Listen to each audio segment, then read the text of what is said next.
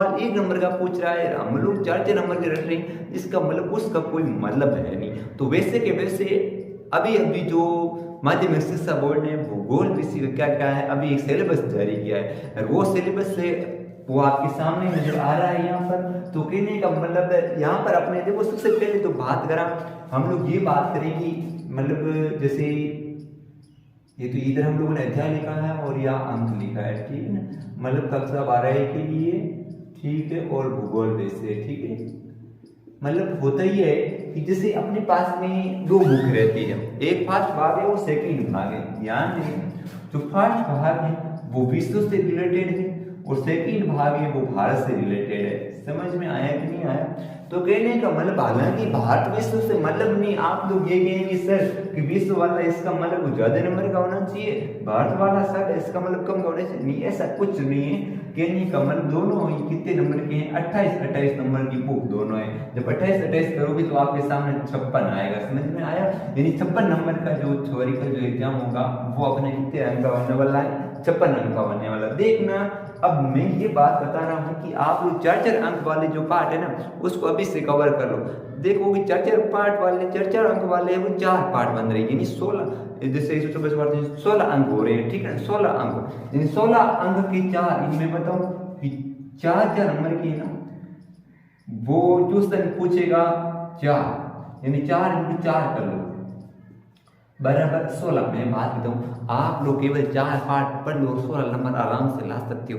अब देखो वो पार्ट कौन सा पढ़ना है, वो पार्ट मैं पहले से बता देता हूँ कि ये तो पार्ट आप लोग फर्स्ट भाग है, उस भाग में से छठा और छठा प्लस 7वां पार्ट पढ़ लेना, ठीक है। सेकेंड भाग है उसमें से देख लेना, एक 4 नंबर मतलब 16वां 19वां, यानी 16 वह 19वां। अब देखो इन 4 पार्टों को पढ़ने के बाद में आप लोग आसानी से कितने नंबर ला सकते हो, 16 नंबर। क्यों? मैं बात बताऊं, अब पढ़ने का पीछे तरीका ध्यान में ऐसे पढ़ना, पहले जो बड़े क्वेश्चन वाले बड़े अंक वाले पार्ट है उसको पहले पढ़ लेना, छोटे अंक वाले बाद। क्यों? देखो अब हालांकि पहले इसको पढ़ लेते, बाद में किसी से बाद में निकालेंगे। मैं कह रहा हूँ जो पहला पार्ट है यानी मानव भूगोल प्रकृति एवं जो विषय चल रहा है वो पहला पार्ट कितने अंक का होने वाला है, पहला पार्ट 2 अंक का है। समझ में आया? देखो दूसरा पार्ट कौन सा है, दूसरा पार्ट है विश्व जनसंख्या घनत्व वितरण वाला है, वो कितना है 2.5 अंक का, 2.5 अंक का होने वाला है। देखो जनसंख्या संख्या वाला 1 नंबर का। अब देखो इस पार्ट के अंदर आप लोग बड़े क्वेश्चन 4 नंबर वाले क्वेश्चन मत पढ़ लेना। क्यों?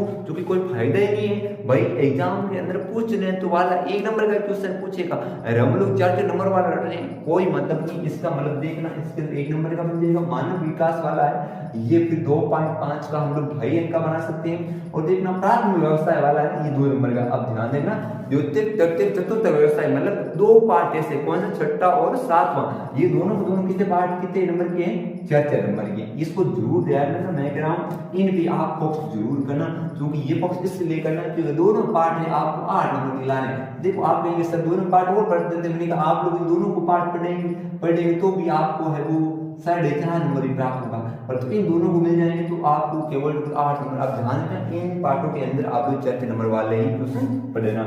उसके बाद में 8वां अध्याय है अपना परिवहन एवं संचार वाला, ठीक है। तो परिवहन और संचार वाला है ना, ये हम लोग बात करें तो ये कितने नंबर का होने वाला है, परिवहन और संचार वाला ये है 2.5 यानी 2.5 अंक का होने वाला है। और अंतरराष्ट्रीय व्यापार वाला 3 अंक का। देखो ये भी काफी बढ़िया, अंतरराष्ट्रीय व्यापार में भी ज्यादा कुछ नहीं, पार्ट भी बड़ा साल है, फिर भी देखो 3 अंक का हम लोगों को उसी में से है क्वेश्चन पूछेगा, ध्यान देना। उसके बाद में अपनी ये हो गया, उसके बाद में मानव बस्ती वाला भी बहुत सरल है, उनमें से आपको 2.5 अंक का सवाल पूछेगा, यानी 2.5 का। तो कहने का मतलब इतने शानदार। अब देखो मानचित्र, अब देखो इसमें मानचित्र आएगा, ये मानचित्र आएगा विश्व का, ठीक है। अब इसके अंदर जो मानचित्र आएगा वो मानचित्र आएगा भारत का आएगा। क्यों? क्योंकि ये भारत पूरा विश्व का रिलेटेड है, इसका मतलब इसके क्वेश्चन पूछेगा ना वो ही किसका पूछेगा, जो क्वेश्चन पूछे वो विश्व वाला मतलब मानचित्र पूछेगा ना, मानचित्र, ठीक है ना, ये मानचित्र वाला। और ये मानचित्र विद्यार्थी इसी का है पूछने वाला। अब देखना यहाँ पर हालांकि डायरेक्टली 11 के बाद में सीधा 12 भाग लेना, यहाँ सेकंड बुक है, ठीक है ना, ये फर्स्ट बुक थी और ये सेकंड। अब देखो इसको आप लोग रोटेंगे कितने आएंगे, 28 अंक ये है और 28 अंक ये मैं बता चुका हूँ आपको। ध्यान देना जनसंख्या वाला जो पहला पार्ट है, ये पहला पार्ट विद्यार्थियों कितने नंबर का है, 1.5 डेढ़ नंबर का है। ठीक है, प्रवास वाला ये भी बहुत साल है, फिर भी कितने नंबर का है ये 1.5 का है। उसके बाद मानव विकास वाला है, ये 1 नंबर का ही है केवल।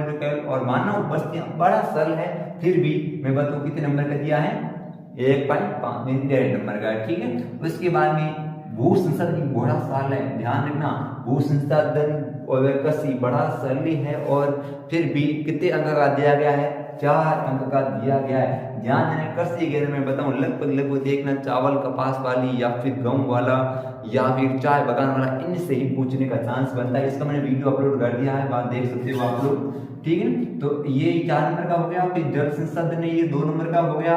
और फिर जैसे 8वां हम लोग बात नहीं सकते, जैसे खनिज 18वां पहाड़ी नियम, हालांकि इसके अनुसार देखा जाए तो ये 7वां जैसे, हाँ ठीक है ना। तो ये खनिज तथा ऊर्जा संसाधन वाला कौन सा है, ये कितने नंबर का होने वाला है 1.5 का है। और निर्माण उद्योग कितने का 4 का, ध्यान रखना निर्माण उद्योग, ठीक, जिसके अंदर भारत के अंदर जैसे बिमलाई वगैरह वो पूरा यहाँ पर होने वाला कच्चा माल वगैरह पूरा विनिर्माण वाला, जैसे हम लोग यहाँ पर ये वाला और यहाँ पर जैसे द्वितीय व्यवसाय वाला काफी तक वही चीज हो रही है, क्योंकि इसके अंदर द्वितीय व्यवसाय वाला था, इसके अंदर वही था।